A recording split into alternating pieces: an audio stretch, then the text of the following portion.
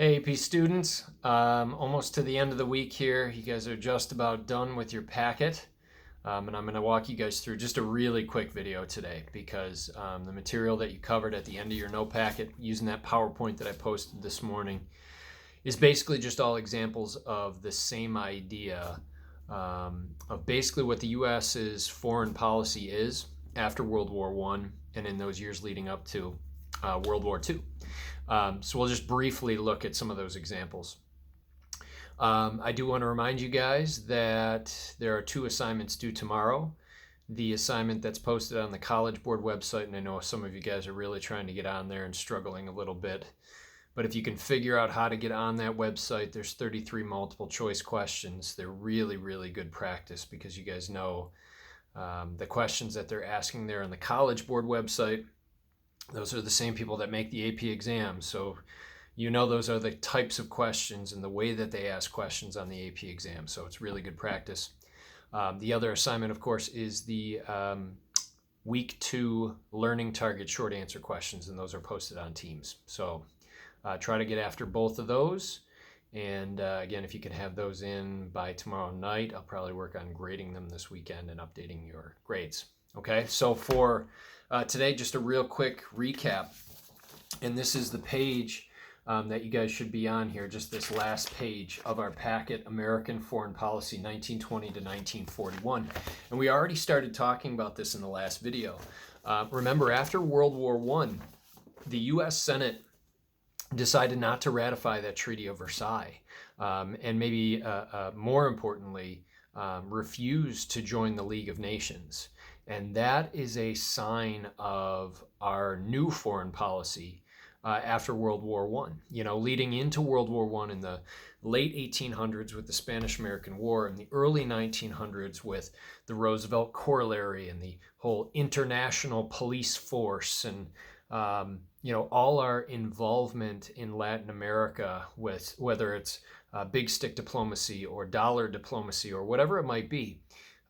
After World War I, we're going to see a huge shift from being involved and being interventionist to going back to our original foreign policy promoted by George Washington and also promoted in the Monroe Doctrine, the idea of staying out of foreign entanglements, staying away from foreign alliances. And in the 20 years between World War I and World War II, that's basically going to be our goal. And that, my friends, is really what we're working towards here with the last question in the packet.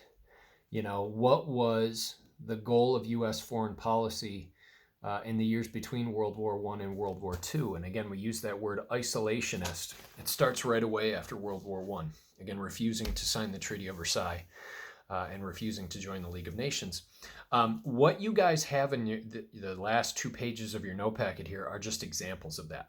Okay, so that's all this is. This isn't something where you guys need to be memorizing all of these things or even recognize that you're not necessarily going to be answering questions about each of these individually. All of these are an example of the same idea. All of these are an example of the U.S.'s foreign policy in the 20 years between World War I and World War II.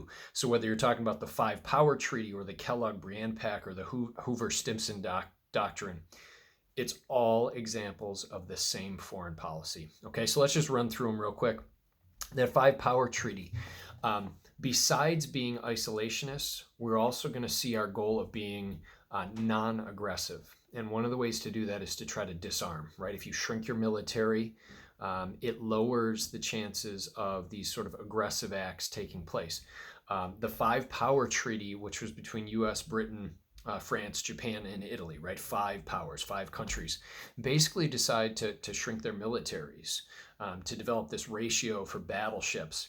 And again, the whole concept here is less battleships, smaller militaries, more disarmament means less aggression. And that's what we're trying to avoid. We don't want to be involved. We want to be isolationists. We want to avoid conflicts like World War I. The U.S. and Britain also agreed to stop fortifying in any of the territories that they had gained in the Pacific and the Far East. Again, that's a sign of us saying, hey, we're not going to come over there. We're not going to start building up our military and building up our forts and building up our military bases. We want to stop doing this, right? We're trying to avoid this type of thing. The Dawes plan, I don't want to get into that one too much because that's a little bit confusing with that diagram that you guys looked at.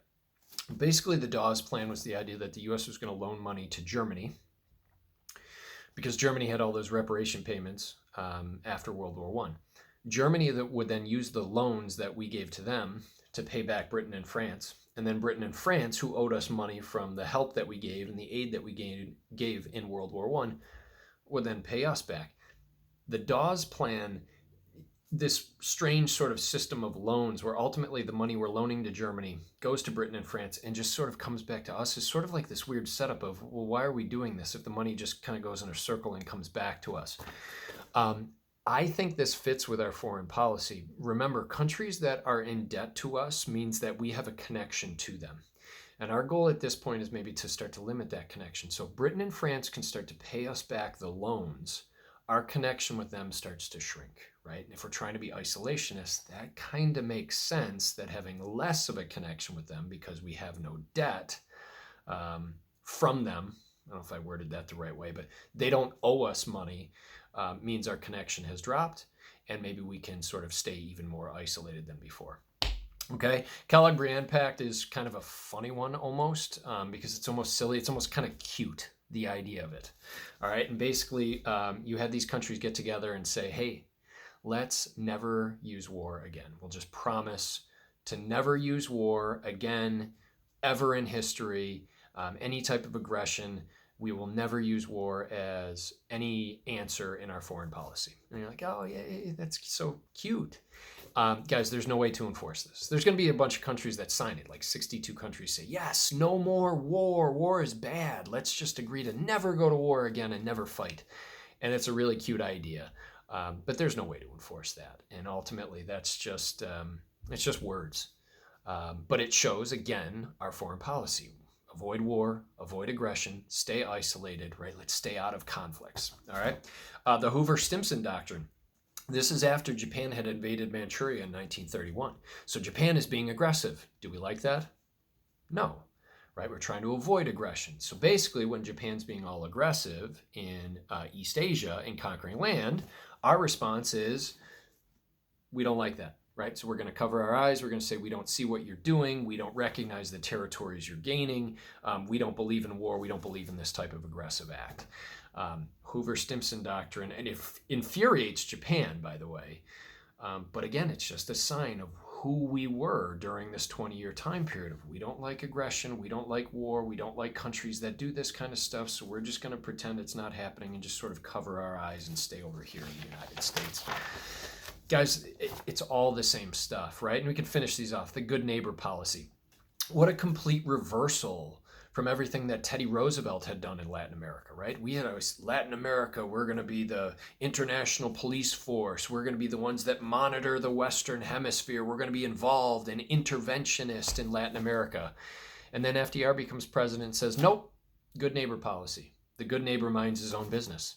So basically, Latin America, what we're going to promote with you is non-intervention and cooperation. It's not to say that we're going to be isolated with them necessarily. We do want to just sort of develop a positive relationship. We're not going to intervene where we shouldn't be intervening and butting our nose in their business. But again, it's just us sort of pulling back in our foreign policy, saying, you know what, never mind. We're going to stay more isolated. We're not going to intervene. We're going to be non-aggressive. And then you have those neutrality acts, which, by the way, if you look at the dates of those, 1935, 1936, 1937, remember, World War II is going to start in 1939. So we're right on the brink of World War II. Hitler came to power in 1933, so he's already doing his aggressive acts in Europe. Benito Mussolini is being aggressive in Europe. Japan is being aggressive in the Pacific. And all of this aggression is starting to take place. And our response is just to avoid contact with any of those countries that are doing anything involving this. So the neutrality acts basically say if there is a belligerent nation, that's the language used, a belligerent nation, which is basically just a country that is involved in aggressive acts or involved in war. If we see a country as aggressive or involved in war, we are not going to trade weapons and ammunition with them.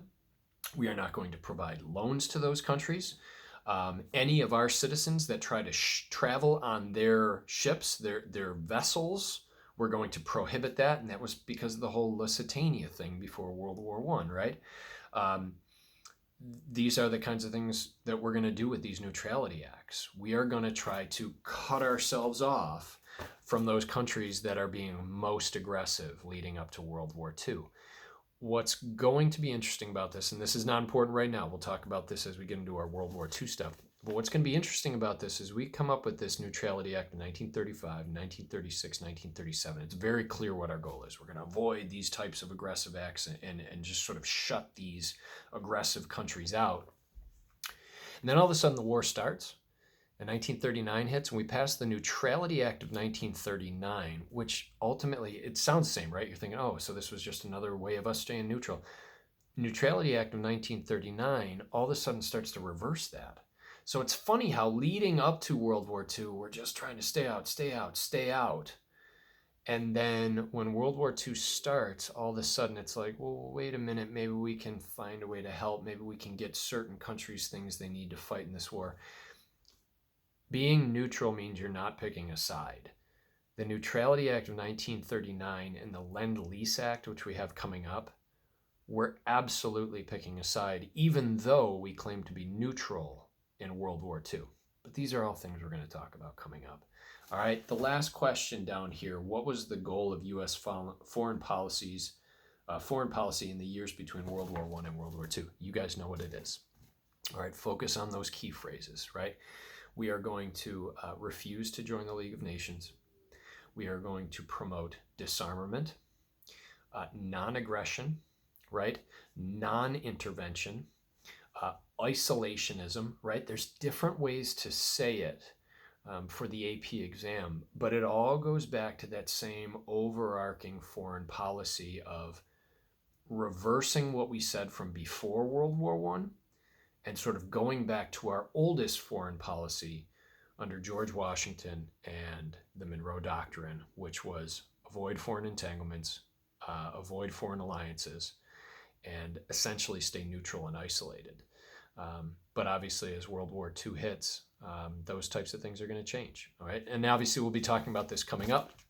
Just so you guys know, next week, on Monday, I will start posting you guys your material for next week, which is going to include materials on the 1920s, the Roaring 20s, leading up to the stock market crash in 1929.